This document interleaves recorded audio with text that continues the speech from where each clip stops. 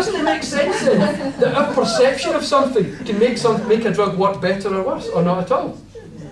Our perception, right? In other words, it's something that you think, something that you believe, that's actually overriding and often the effects of a medicine, making something work that shouldn't work at all, or making something that doesn't work actually work, right? And sometimes our power is so great, there's hardly any difference between drugs and placebo. Do you know, one of the best-selling cholesterol lowering drugs of about 30 years ago, the drug worked 90% of the time. The placebo effect was 89.1. 0.9% difference. Isn't that amazing? It's extraordinary. But here's another one about perception. If I had to give a population of people a sedative, but it was a placebo, it wasn't really a sedative, but it was I said, this is a sedative, this will make you feel relaxed, feel calm. And even though it was a placebo, if it was blue, about 66% of people would feel relaxed. And you find about 66% of people feeling calm and blood pressure would reduce, right? Feel nice and relaxed. If I gave the same placebo to the population again, but it was pink instead of blue, it would only relax 26% of the population just because it's pink. So blue, 66%, pink, 26%. A factor of 2.5 difference, and the only difference is our perception of what that colour means. We associate blue with calm. So blue is a calming colour, right? And that's the same, and you find that statistic operates in most Western countries, except for Italian men. Weird, but it's not really weird, because if you think about it, right, in Italy, blue is the colour of the national football strip, and football is a really big deal in Italy. So for Italian men, blue is not associated with calm, but blue is actually associated with vigour and strength and grace and power on the field and running fast and moving and skill and all that stuff. So blue has this perception. I was actually in Italy during the World Cup in 2006, which Italy won, and I can testify to the fact every game that Italy won, which was a lot because they won the World Cup, there was massive celebrations and everything was blue. The other young men on their motorcycles, which had been sprayed blue, driving around with their football strips like that, which were also blue, and it was just blue everywhere. So for Italian men, the blue calming thing doesn't work. For Italian women though, Italy's a very Catholic country. Blue is the colour of the Virgin Mary's cloak. So for Italian women, you give a sedative that's blue, placebo, and she'll feel relaxed. You give the same one to an Italian man, and he's up all night. Better than Viagra. So there you go, perception. And you know, you ever heard the phrase, 2 is better than 1, or more is better than less? Right? It's the same with placebos. What you find, if you look at one well-known scientific study, looked at the placebo arm of an ulcer, a medical trial for anti-ulcer drugs. And what you find, if you give people with an ulcer, you give them the drug, and then you give some of them the placebo, you'll find, depending on what trial you're on, about 30 to 50% of people will get better on the placebo. The ulcer will disappear, between 30 and 50%, just because they think they're getting a drug, right? But if you look at the placebo statistics, what you'll find, some of the trials, people are asked to take the placebo 2 times a day.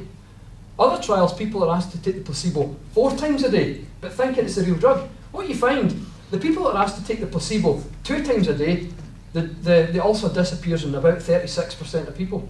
But those who are asked to take the placebo 4 times a day, the ulcer actually disappears in 44% of people. Significantly more, 36 versus 44. It's just a placebo, but our perception that 4 is better than 2 is what causes it to happen. Our belief that taking more is better than taking less, even though there's nothing in it, even though it's just a dummy drug. But again, it's all our own thought processes. And the reason why I'm telling you this is because when you come to learn how to heal your mind, heal your body, using your mind, you're actually using your thoughts. You're using your imagination. So I'm actually going to show you how to channel a very natural healing mechanism which we see clearly in the placebo effect.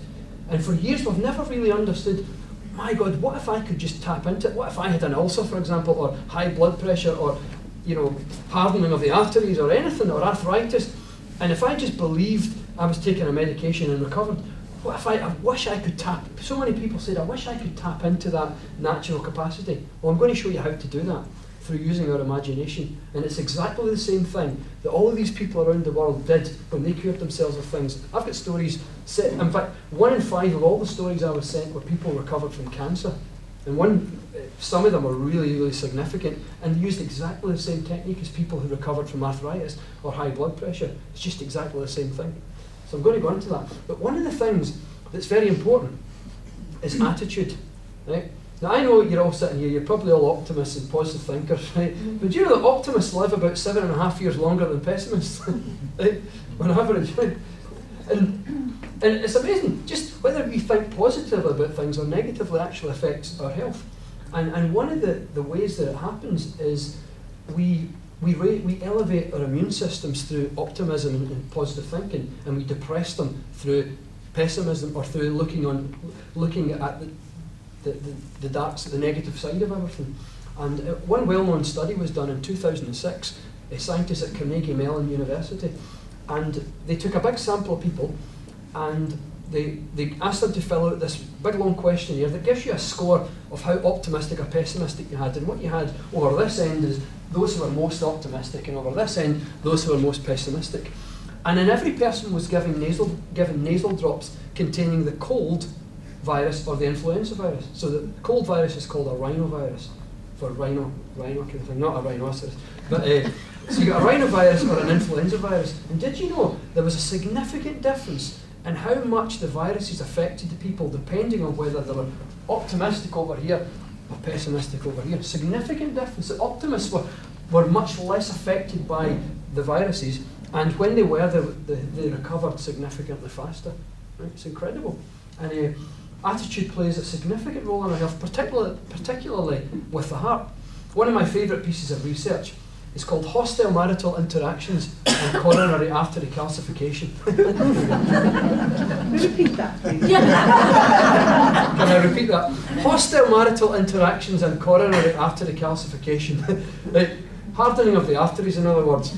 Scientists interviewed 150 married couples. In fact, they put them in a room, one couple at a time, and they videotaped them and asked them during that taping session to discuss a topic of their choice from their marriage. Now, usually after 5 minutes, most people forget that there's a video camera trained upon them and start to bicker. and what you had, the scientists kind of graded them according to their relationships. Over this end, you had those who were most hostile, right? So those who interacted with each other in such a way, like, you left the toilet seat up, and no, I didn't. Yeah. Anyway, I just do that to get you off my back. And people who, you know, sometimes when someone irritates you and you know what they're saying, but you pretend that you don't, so you evade the question, stuff like that. Well, that was defined as hostility. So people who were actually irritating each other and getting on each other's nerves and clearly at each other's throats.